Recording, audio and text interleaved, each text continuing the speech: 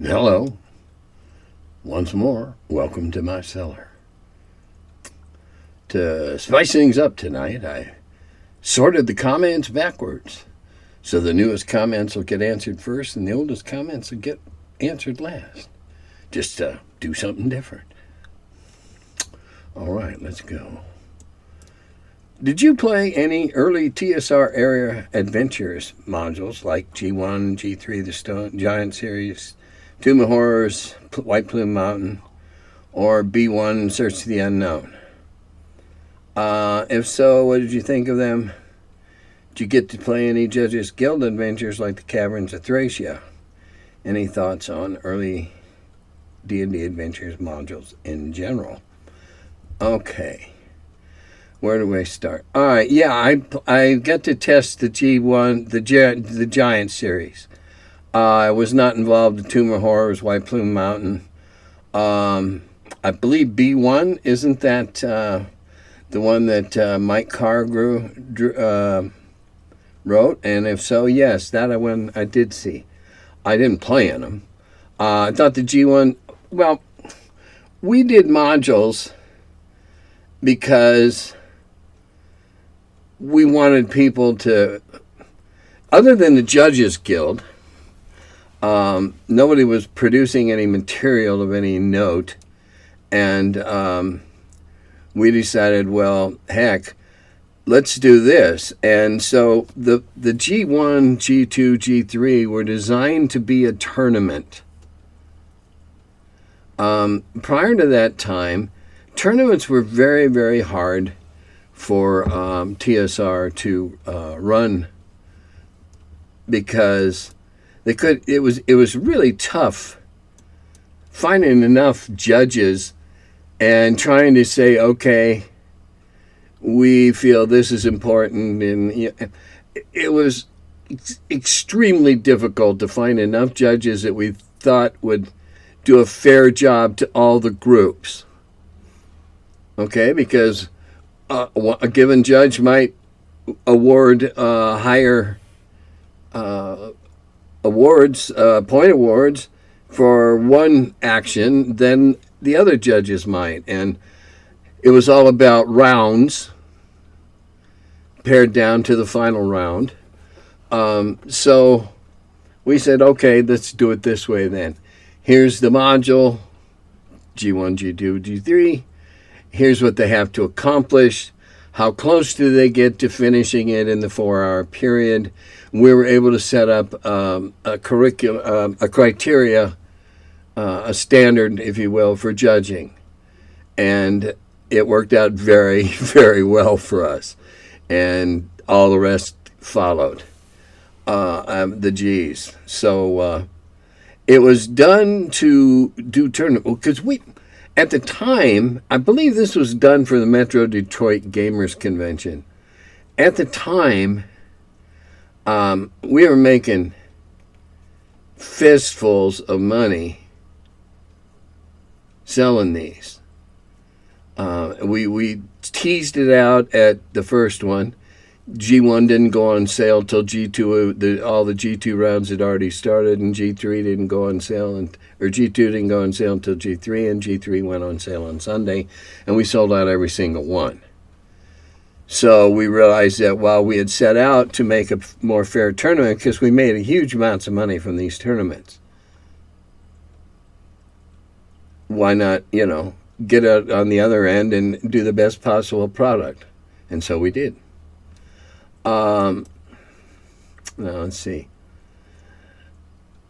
Did I play any Judges Guild adventures? No. When I got there, that was one of my first assignments, was that all the Judges Guild material that was they were looking to publish came through. They had to go to TSR because they were licensed, and so TSR had final say on elements of the design, basically, is how it boiled down.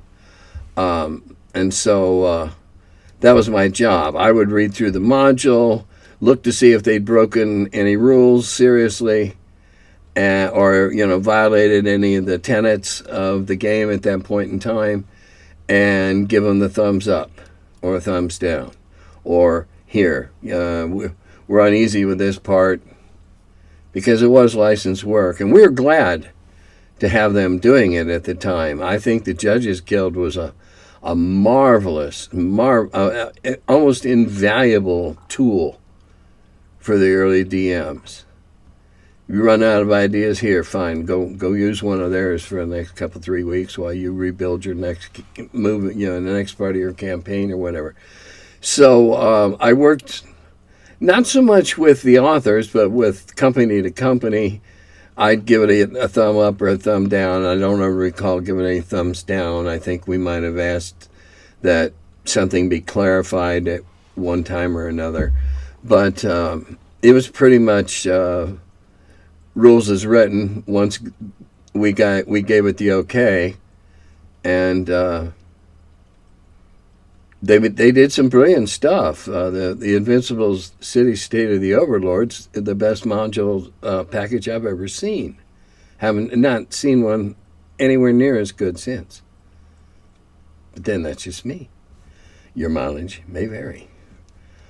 Okay. Dear Tim, I have the understanding from your previous commentaries on gaming that you're no longer moved to learn or run new TTRPGs. Yeah, you're right. The Mahakitl, if I had a few friends here in the cities that wanted to pick up want to pick up and start a new game up, I'd definitely do Mahakitl. But for the most part, no. When you were playing any TTRP for a fairly long time, 6 or 7 months or so, say, and you discover that you have or gotten a rule or aspect wrong compared to the rules as written, did you change the game to conform to the rule, or did you carry on and ignore? Well, I'll give you a good idea of what I probably did, and then I'll confirm it. I ignored it. The only exception being that we played several sessions. I think we played the first quarter without Greyhawk. We played just the brown box 3 books, and so we refreshed the campaign when Greyhawk came out and made a few updates and upgrades. Obviously we went to the better weapons and damage and armor and all that good stuff right away.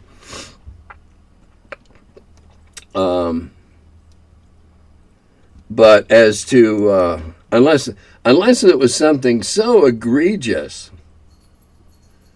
and so impactful, maybe. Again, it would be a case by case, maybe. And if it was something really impactful, then the next time we all sat down, I say, "Oh, do you feel that comment go through over last week?" Yeah, well, things work a little differently now. But I never had to do that, really. So that's how I would if I had to, but I didn't.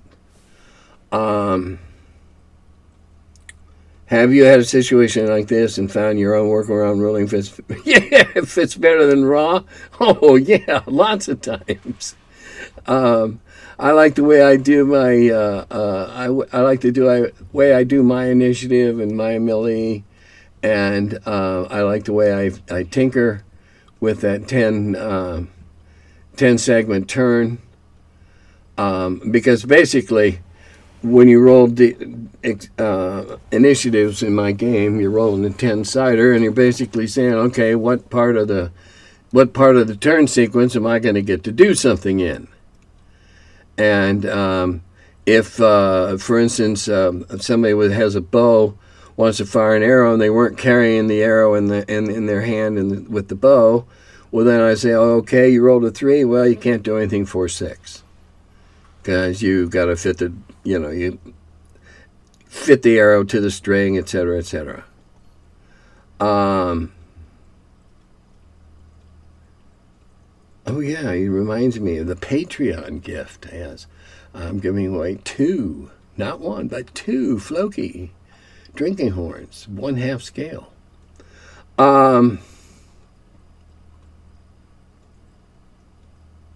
Thanks for the book review. I appreciate your recommendations. Well, I've never been shy about sharing with other people what I like, my taste. All right, this next one's an interesting one.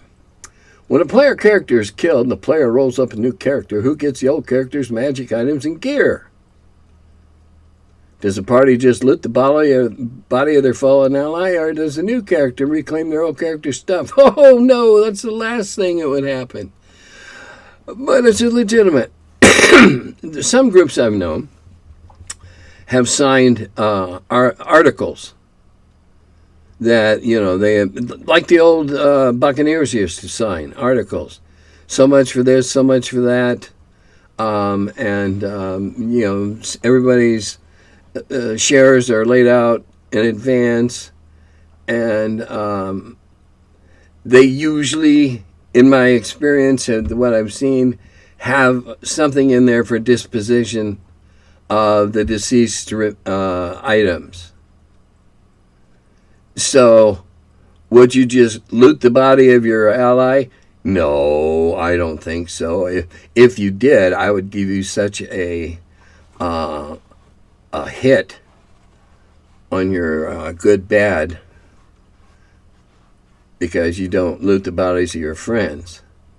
Now, if your fallen ally has an item that you really need to use right away without, okay, but usually, if the group has articles,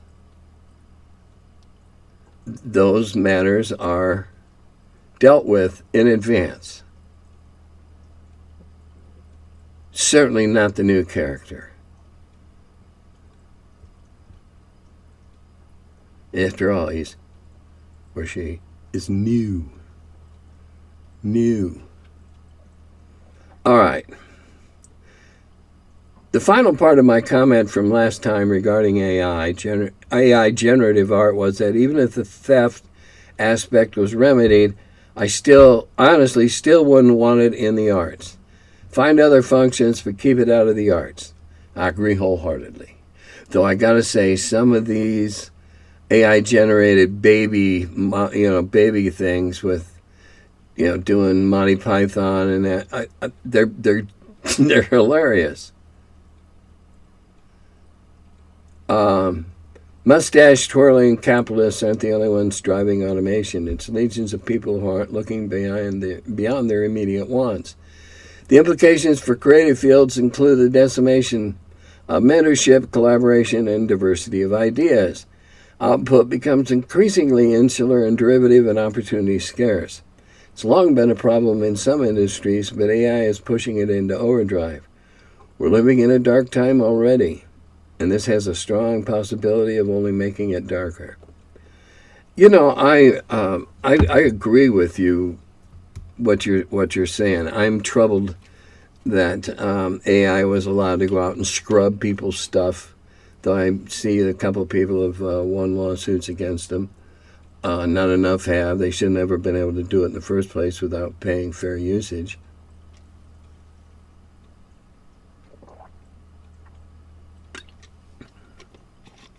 Excuse me. Gotta have my caffeine. This is pretty healthy stuff. I may start a habit here. I'm very concerned. I think any right-thinking, educated person is aware of what AI could or couldn't do. And if they aren't and they don't, they probably voted for Dumpfer. Okay.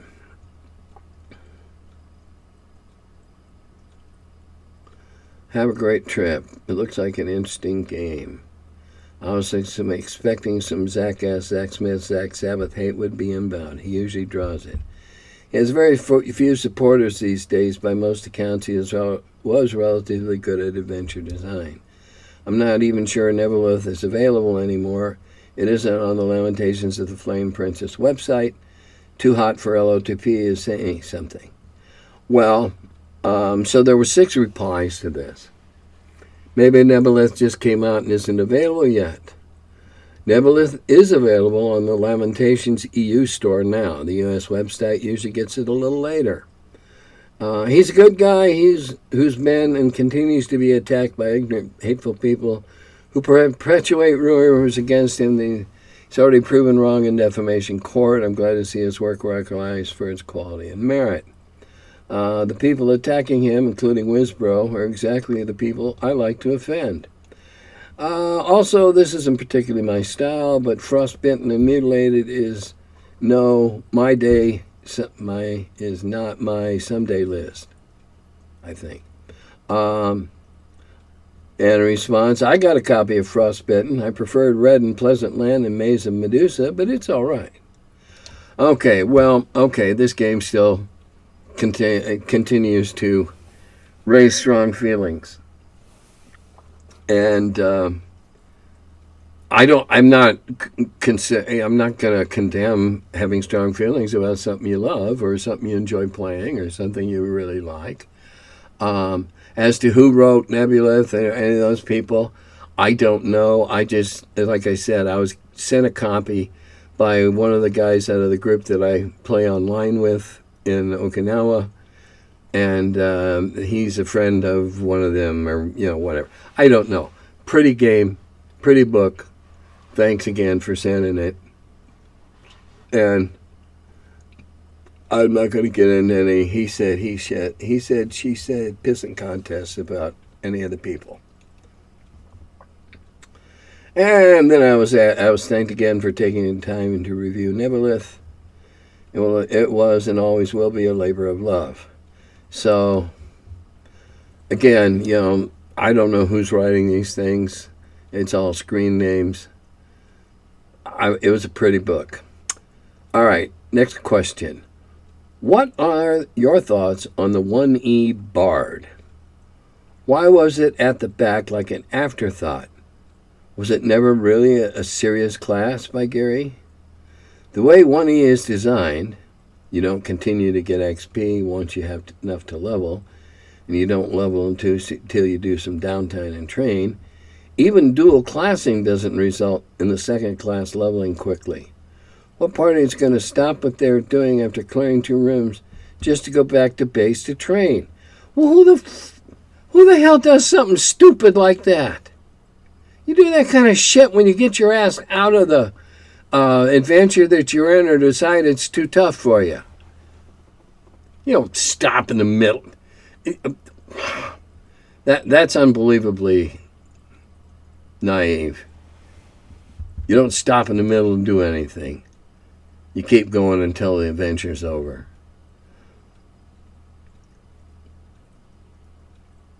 Therefore, by the time you even get past level 5 fighter and level 5 thief to hit level 1 bard, everyone else is around level 10. And by that time, most groups stopped with the characters and moved on. If I remember correctly, there was a survey out there somewhere that had a 90% of actual game time done between 1st and 10th. Or it get cut off again. Things cutting off.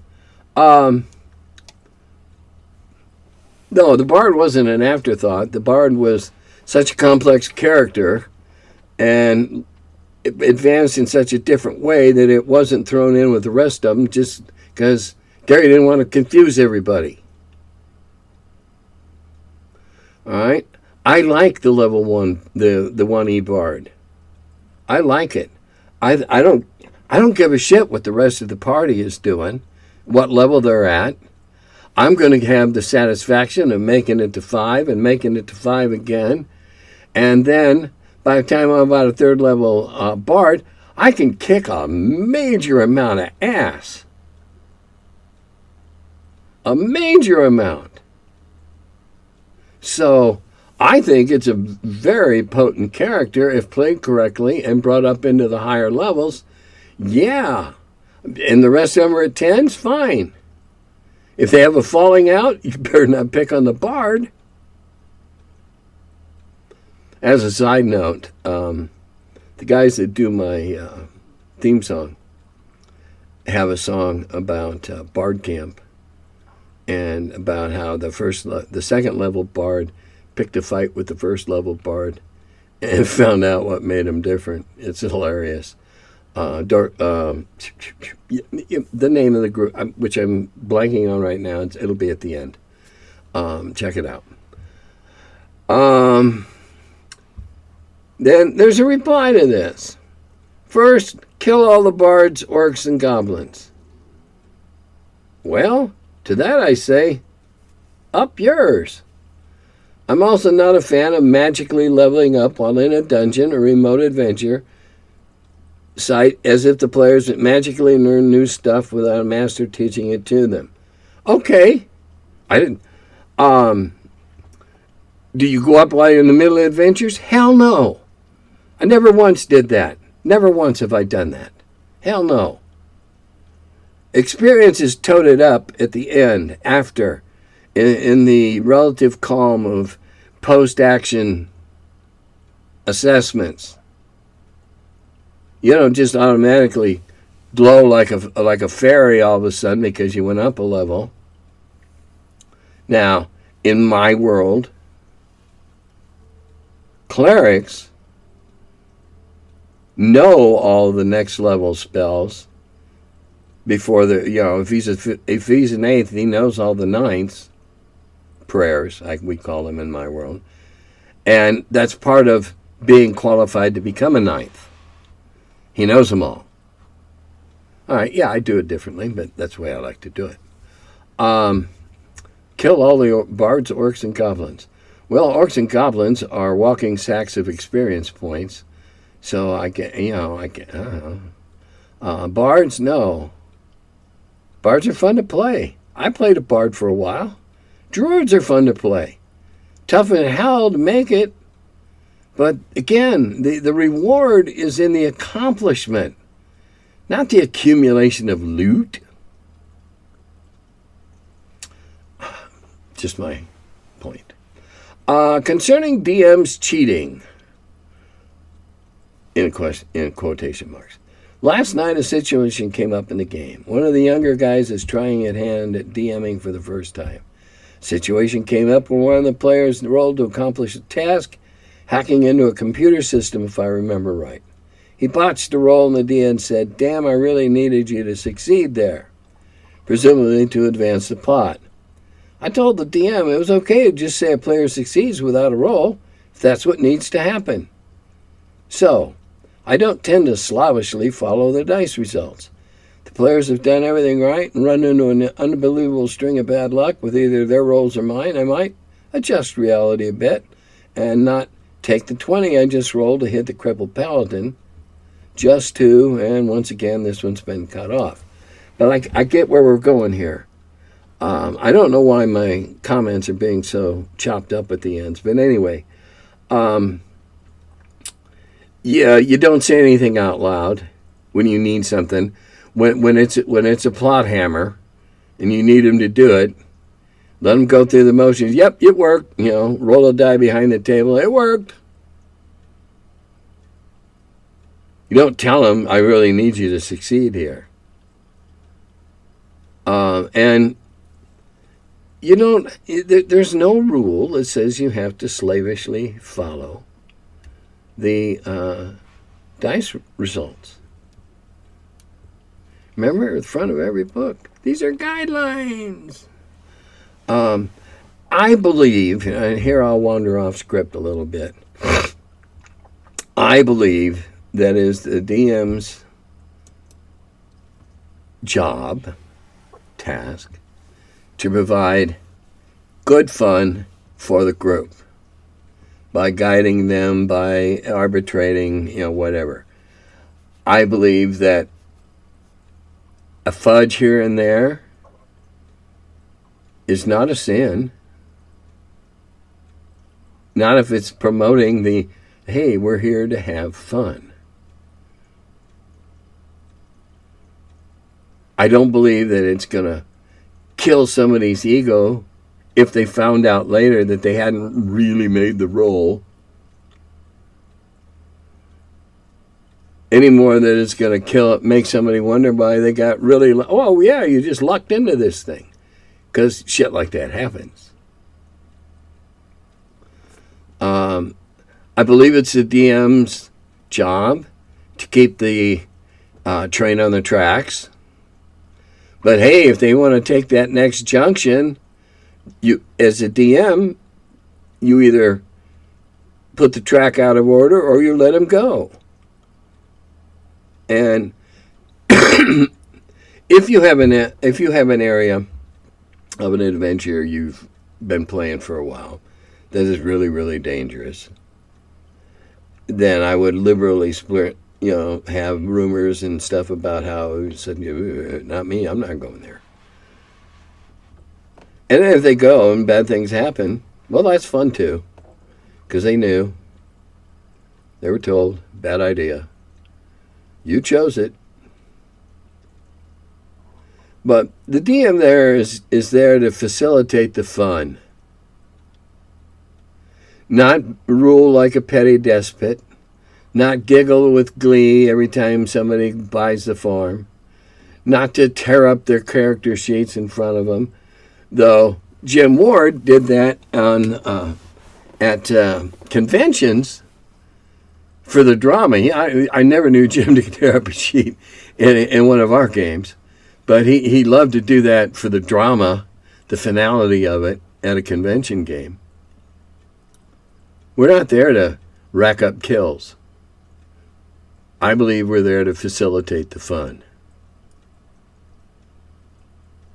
Because if they're having fun, come on, you're having fun too. And if they're managing to beat everything you throw up against them, enjoy celebrate their success. Don't go into a funk because they followed you at every turn. Fine. Think up something better for the next time. Oh, well, that's my idea. That's what I think the DM's there for. Now, there were a couple of responses to that. I know you weren't asking me, but here's my unsolicited answer anyway. Generally, if something is crucial for the players to know or do, I don't leave it to chance. That being said, leaving progression down to a single action isn't advisable, I don't think. You should make sure you have several ways to accomplish the task. Hacking can be one way. Maybe you can also persuade an NPC to get information, or find the password hidden in a room somewhere so hacking isn't necessary, for example. Yeah, I'm of the opinion that it's also not your job as DM to let them wander into an area full of giants when they're all 3rd and 5th level players. Now, if you continually warn them, if you plant rumors and advice and make up stories about the people that didn't believe it, and they still go, well, then now you get to have fun watching them die in imaginative and horrible ways. Because, hey, you warned them.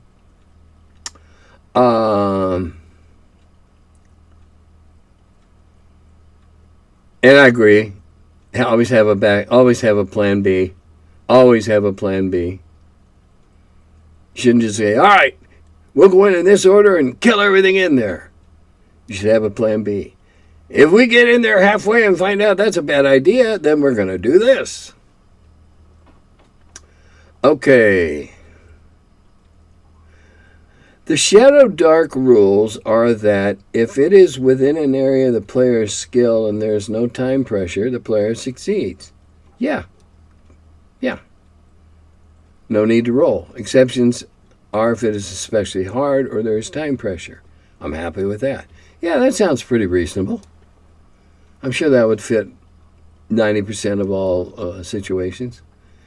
The other method I like to use for a failure is something like, oh, you hacked into the system, accessed the data, and downloaded it, but an alarm is now buzzing and red lights are flashing. You must have tripped some security system. What do you do? And I like the D4 or D6 time pressures from Index Card RPG. Index Card RPG is a fantastic game, by the way. I'm sorry, never heard of it. I roll behind the screen this time and tell them the guards are obviously coming, And I know it is D4 guards and D4 D6 rounds. Bond movies always had a huge time pressure on everything. It's a good tactic to adopt, but not overplay. Oh, I absolutely agree. They're not wandering monsters if they're patrolling an area on a semi-regular basis. If that's what they do, whether they do it every hour, every 3 hours, whatever, they're not a wandering monster. They're a guard or, a sentry or whatever. The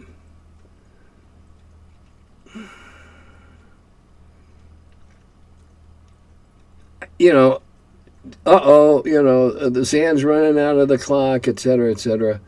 It's lots of fun to do that. I've used the that you know that in 3.5 hours there's going to be a ceremony and a system, guard change. You can set out alarms and time limits, and so in so doing, you can allow the party to decide, all right, shit, we're getting out of here in 3 hours. We won't be here when they come back. And so now you got a 3-hour time pressure game. And those can be a lot of fun. It's like speed dating, I guess. I don't know. I never did that. Never even heard of it. No, I'm not going to go there. All right. Last one. Well, I didn't know that. All right. On the subjects of random encounters in the game, I was against them.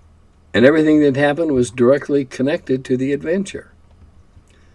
Lately, I tried something else. All wilderness encounters are random. Very unbalanced, but that is fine. Now I roll up the random encounters, and that influences how the wilderness in that area is populated. Example, I rolled a large old green dragon in a mountainous area. As green dragons are more likely to be in forests, I made a large valley in the mountains with a forest for it to live. This led to a mine the players found to be ravaged by the dragon orc servants, and eventually led to the PCs taking a quest to kill or remove the dragon. So one random roll leads to a series of encounters and a quest.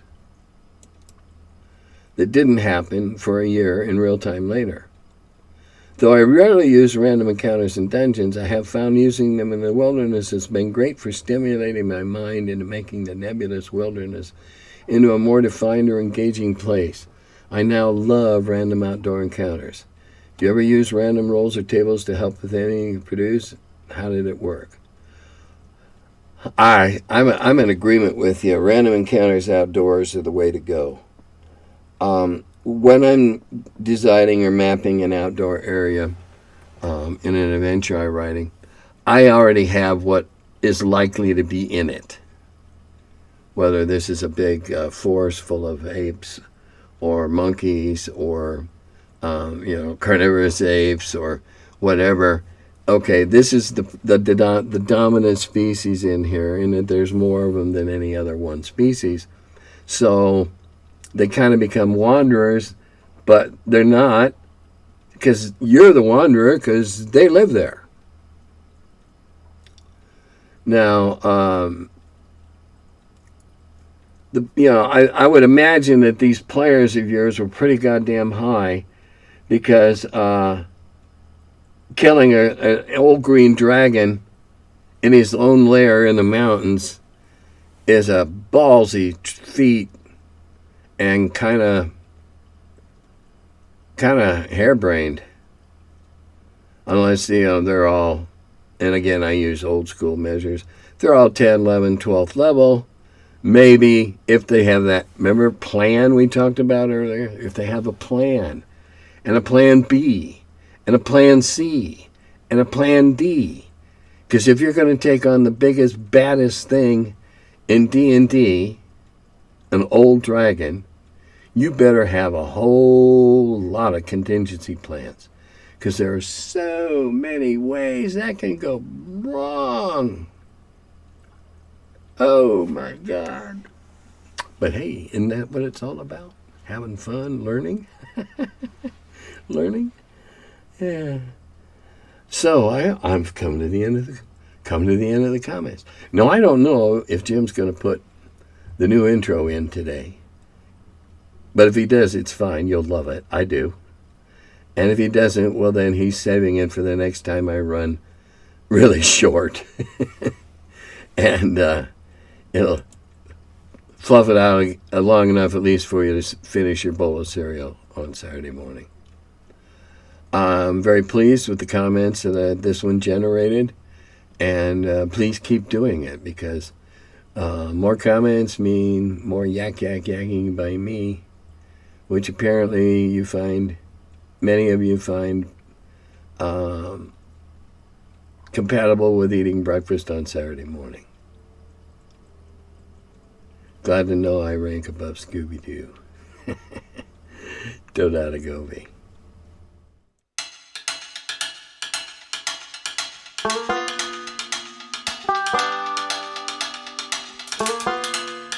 Hello, and welcome to my cellar.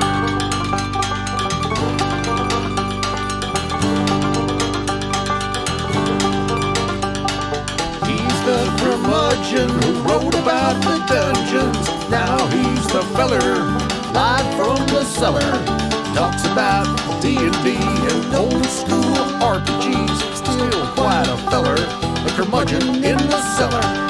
Last man around when them rates went down. Calling Gary in that Lake Geneva town. Hey Gary, it's an awful mess. Let me edit, we'll have success. D&D and Dragon Magazine. He's the curmudgeon who wrote about the dungeons. Now he's the feller, live from the cellar. Talks about D&D and old school RPGs, but he's still quite the feller, the curmudgeon in the cellar. Magic missile, it's a mortar shell. Make it hit in the first level spell. Brought psionics to the game to attack that wizard's brain. DSR and fantasy, collection of micro armory. Titan with tramp under a tree, high as could be. He's the curmudgeon who wrote about the dungeons. Now he's the feller, live from the cellar. Talks about D&D and old school RPGs, but he's still quite the feller, the curmudgeon in the cellar. Still quite the feller, the curmudgeon in the cellar. Curmudgeon.